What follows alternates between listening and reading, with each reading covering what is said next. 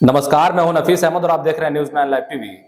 हमारे साथ इस वक्त मौजूद हैं कांग्रेस नेता रिजवान अहमद जी, जिन्हें आज सीतापुर कांग्रेस सांसद राकेश राठौर द्वारा सेवता विधानसभा से सांसद प्रतिनिधि बनाया गया है, जिनसे हम कई अहम मुद्दों पर बातचीत करेंगे और उनकी प्रतिक्रिया जानेंगे। तो बातचीत करने से पहले रिजवान अहमद जी, आपको बहुत बहुत शुभकामनाएं और आपका बहुत बहुत स्वागत है न्यूज़ 9 लाइव टीवी में। बहुत बहुत धन्यवाद नफीस जी। रिजवान अहमद जी, हम बातचीत का सिलसिला शुरू करते हैं और हम आपसे जानना चाहते हैं कि आज आपको सेवता विधानसभा क्षेत्र से सांसद प्रतिनिधि बनाया गया है सीतापुर सांसद राकेश राठौर जी द्वारा। इस पर आपकी प्रथम प्रतिक्रिया क्या है? सबसे पहले तो मैं माननीय सांसद आदरणीय राकेश राठौर जी को बहुत धन्यवाद और आभार व्यक्त करता हूं उनके प्रति कि उन्होंने मुझे जिम्मेदारी सौंपी है। और प्रतिक्रिया में यही देना चाहता हूं, आपके प्रश्न का जवाब मेरा यह है कि जो जिम्मेदारी मुझे जिस विश्वास और उम्मीद के साथ दी गई है, उस विश्वास और उम्मीद को बनाए रखने का पूरा प्रयत्न रहेगा। सबके सहयोग से मैं बेहतर करने की कोशिश करूंगा। जिस तरह से आपने बीते दिनों समाजवादी पार्टी को झटका देते हुए कांग्रेस पार्टी की सत्ता ग्रहण की थी, उससे पहले कहीं आपकी सीतापुर सांसद राकेश राठौर से ये बातचीत हुई थी कि हम आपको सेवता विधानसभा से सांसद प्रतिनिधि बनाएंगे, जिसके लालच में आपने समाजवादी पार्टी को झटका दिया था और कांग्रेस पार्टी की सत्ता ग्रहण हुई थी? क्या कुछ है? ऐसा कुछ नहीं है नफीस जी, मेरी कोई बातचीत ज्वाइनिंग से पूर्व नहीं हुई थी। और मेरी जो बातचीत हुई माननीय सांसद महोदय से, तो कई बार दबे कुचले पिछड़े और शोषितों के उत्थान की बातचीत हुई। तो कहीं ना कहीं मुझे ऐसा लगता है कि हमारा जो क्षेत्र है 150 सेवता विधानसभा क्षेत्र, वो जनपद मुख्यालय से करीब 60 किलोमीटर की डिस्टेंस पर है और पिछड़ा क्षेत्र है। लोग कमजोर हैं, लोगों के पास साधनों की और संसाधनों की कमी है मुख्यालय तक पहुंचने की। तो मुझे लगता है जिस तरीके से माननीय सांसद जी गंभीर थे कि लोगों की समस्याओं का वहीं समाधान हो, लोगों को मुख्यालय तक ना आना पड़े, उन तक ना पहुंचना पड़े, तो ये उसी योजना का एक हिस्सा हो सकता है। और अब लोगों को मेरे द्वारा जो भी सहूलियत हो सकेगी वो पहुंचाने का पूरा काम किया जाएगा, जिससे लोग परेशान ना हो, बहुत ज्यादा उनका समय और धन व्यर्थ ना जाए। जिस तरह से आज आपको सांसद प्रतिनिधि बनाया गया है सेवता विधानसभा क्षेत्र से, क्या आपने कभी ये सोचा था, आपके मन में आया था कि मुझे सांसद प्रतिनिधि बनाया जाएगा सेवता विधानसभा से? नहीं, इस तरीके का कभी कोई ख्वाहिश या आपने जो पूर्व में शब्द इस्तेमाल किया लालच, कुछ भी नहीं रहा।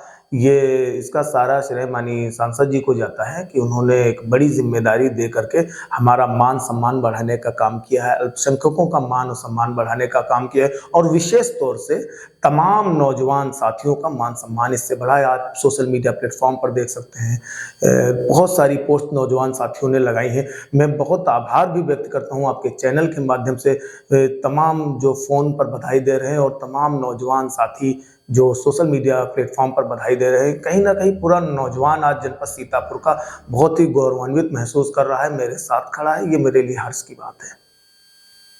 देखिए रिजवान जी, जैसे कि आप पूर्व में समाजवादी पार्टी में थे और आज आप कांग्रेस में हैं। समाजवादी पार्टी जो आपने छोड़ी, उसकी वजह क्या है? कहीं वहां पर आपको घुटन तो नहीं महसूस हो रही थी, किसी तरह की कोई दिक्कत तो नहीं थी जिसकी वजह से आपने समाजवादी पार्टी को झटका देते हुए कांग्रेस पार्टी की सत्ता ग्रहण की? देखिए नफीस जी, हम क्षेत्र में रहते हैं, लोगों के बीच रहना होता है, इंटरेक्ट होते हैं, लोगों से बातें होती हैं। ये फैसला जो था पूरी तरीके से जन भावनाओं का सम्मान था। बहुत भारी संख्या में लोग जिनसे मुलाकात होती थी, पॉलिटिकल जो विषयों पर जब बातचीत होती थी, तो लोग कहते थे कि आप अब कांग्रेस पार्टी की सदस्यता ले लीजिए और कांग्रेस पार्टी के बैनर तले काम करिए। तो ये जन भावनाओं का सम्मान किया गया मेरे द्वारा।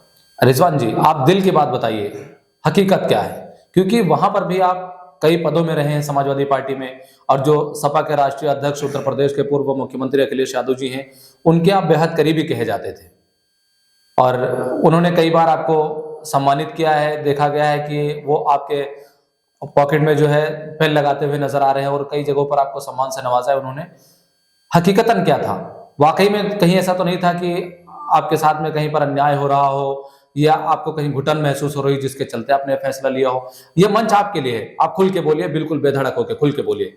नहीं नफीस जी, ऐसा कुछ नहीं है। आपने जो एक शब्द इस्तेमाल किया कि दिल से बताइए, हम आपको आपकी जानकारी के लिए बता दें, सारी बातें हम दिल से ही करते हैं और जिस दिन हम सियासत में दिमाग का इस्तेमाल करने लगेंगे तो जो मोहब्बतें तमाम नौजवान साथियों की हैं या जो बड़ों का आशीर्वाद है वो कहीं ना कहीं मेरे सर से हट जाएगा।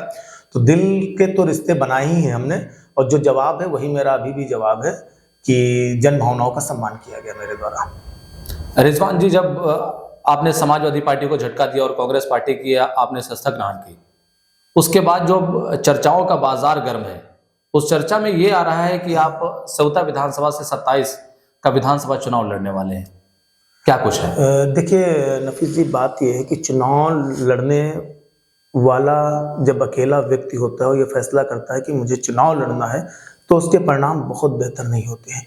चुनाव लड़ना किसे है और लड़ाना किसे है, ये बहुत हद तक वहाँ के लोग तय करते हैं, वहाँ के सम्मानित मतदातागण तय करते हैं। और जब दल की बात आती है तो पार्टी का शीर्ष नेतृत्व भी ये तय करता है कि कौन हमारी पार्टी से कैंडिडेट होगा और वहाँ की जनता तय करती है कि किसको हमें लड़ना है। अकेले लड़ जाने जैसी कोई बात नहीं होती है। तो ये जो आपका प्रश्न है कि 2027 को लेकर के क्या होगा, तो ये इसका यही जवाब है कि पार्टी का शीर्ष नेतृत्व तय करेगा और वहाँ विधानसभा क्षेत्र के सम्मानित नागरिकगण, सम्मानित मतदातागण तय करेंगे। चलिए ठीक है, आपने पार्टी के ऊपर डाल दिया कि अगर पार्टी ये फैसला लेगी, वाकई में हकीकतन अगर पार्टी फैसला लेती है, निर्णय लेती है कि आपको विधानसभा चुनाव लड़ना है, तो आपकी तरफ से क्या कदम होगा, क्या तैयारी है आपकी?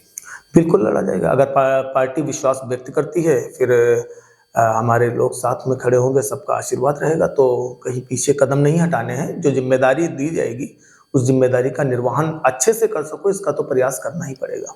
एक प्रश्न और मेरे मन में आ रहा है, जो आपने कांग्रेस पार्टी की सदस्यता ग्रहण की, लोग बताते हैं कि आपने सीतापुर सांसद राकेश राठौर से प्रभावित होकर के ये कदम उठाया है और कांग्रेस पार्टी की सदस्यता ग्रहण की है, क्या हकीकत है ऐसा? नफीस जी, मैं अगर बात करूं माननीय सांसद राकेश राठौर जी की, तो निश्चित तौर पर आप मेरा यकीन मानिए, कभी आप उनके साथ सफर करें या कभी उनके साथ बैठिए आप कुछ समय निकाल करके, तो मैं नहीं बल्कि बहुत बड़ा हिस्सा समाज का उनसे प्रभावित है। अकेला मेरा नाम उसमें नहीं शामिल है। ये तो हकीकत है कि एक ज़रूरतमंद जो हैं, गरीब हैं, निर्धन हैं, पिछड़े हैं, असहाय हैं, दलित हैं, शोषित हैं, वो इनको एक अपना रहनुमा, उनको अपना एक आदर्श मान करके चल रही है सीतापुर लोकसभा क्षेत्र के अंदर। और इकलौते वो एक ऐसे सांसद हैं आदरणीय राकेश राठौर जी, जिनका प्रभाव अब जनपद सीतापुर में नहीं, मैं अभी बीती 8 दिसंबर को मैं जनपद हरदोई के सांडी जाना हुआ, इसके पूर्व में भी करीब 17 जनपदों में माननीय सांसद जी के कार्यक्रम हो चुके। एक बड़ा प्रभाव है लोगों के ऊपर, बहुत भारी संख्या में लोग उनसे प्रभावित हैं। तो ये बात तो बिल्कुल हकीकत है कि मैं उनसे प्रभावित होकर के कांग्रेस पार्टी को ज्वाइन किया हूँ। बहुत सारी चीजें आपको भी सुनने को मिलती होंगी। अधिकतर जब लोग बैठे होते हैं वहां पर कभी कभी कुछ लोग ऐसे होते हैं जो चर्चा करते हैं कि राकेश राठौर का मिजाज जो है वो कुछ अजीब है, बहुत कम लोग उनसे जुड़ पाते हैं उनके मिजाज को लेकर के। आप बहुत करीब से देखते हैं, आप उनके साथ में रहते हैं, काफी आपके सफर हुए हैं, काफी प्रोग्रामों में आपको एक साथ में देखा गया है। आप बताइए इस पर कि हकीकत क्या है? देखिए, आपको इसका जवाब यही है कि जो भी व्यक्ति दिल से साफ होगा तो वो जबान पे चाशनी लगा के बात नहीं करेगा। बस इसका यही वन लाइन स्टेटमेंट हमारा यही है, जो भी व्यक्ति दिल से साफ होगा वो जबान पे अपनी चाशनी लगा के बात नहीं करेगा। चलिए, अगर आप विधानसभा चुनाव लड़ते हैं तो कौन कौन से ऐसी मुख्य जगहें हैं या मुख्य काम हैं जिनको नजर में रखते हुए आप चुनाव लड़ेंगे, क्या मुद्दे होंगे? देखिए, वर्तमान समय में अगर बहुत एक गंभीर मुद्दा है तो नौजवानों के सामने रोजगार की समस्या खड़ी है जी। बहुत भारी संख्या में हमारे और आपके घर के, परिवार के, रिश्तेदार के शामिल ऐसे बच्चे हैं जो बड़े शहरों में, मेट्रो सिटीज़ में अपनी योग्यता से कम वेतन पे काम कर रहे हैं। तो रोजगार का एक बड़ा प्रश्न है। इसके साथ साथ एजुकेशन पर भी काम करने की ज़रूरत है। ये मैं इसलिए नहीं कर रहा कि मैं चुनाव लड़ूंगा या मैं इन पे करूंगा। जो लोग भी हैं, वर्तमान में भी जो लोग हैं, उनसे भी मेरा आपके चैनल के माध्यम से निवेदन है कि एजुकेशन पर और हेल्थ पर और ये आपका जो एम्प्लॉयमेंट है, रोजगार, इस पे बहुत बड़ा काम करने की ज़रूरत है। इस पे गंभीर होना चाहिए जनप्रतिनिधियों को और इसके साथ साथ डिस्ट्रिक्ट एडमिनिस्ट्रेशन को भी गंभीर होना चाहिए। रिजवान अहमद जी, आखिरी बात, हमारे चैनल के माध्यम से अपने क्षेत्र व जनपद वासियों के लिए क्या संदेश, क्या मैसेज? बस मैं संदेश आपके चैनल के माध्यम से जो देना चाहता था वो आपने पहले दे दिया है बता करके कि मुझे क्या जिम्मेदारी मिली है। अब संदेश तो बचता नहीं है मेरे पास। मेरा एक निवेदन है क्षेत्र की सम्मानित जनता से, तमाम नौजवान साथियों से, कि वो अपना साथ और जो बड़े बुजुर्ग हैं वो अपने आशीर्वाद का हाथ मुझ पे बनाए रखें। बहुत धन्यवाद।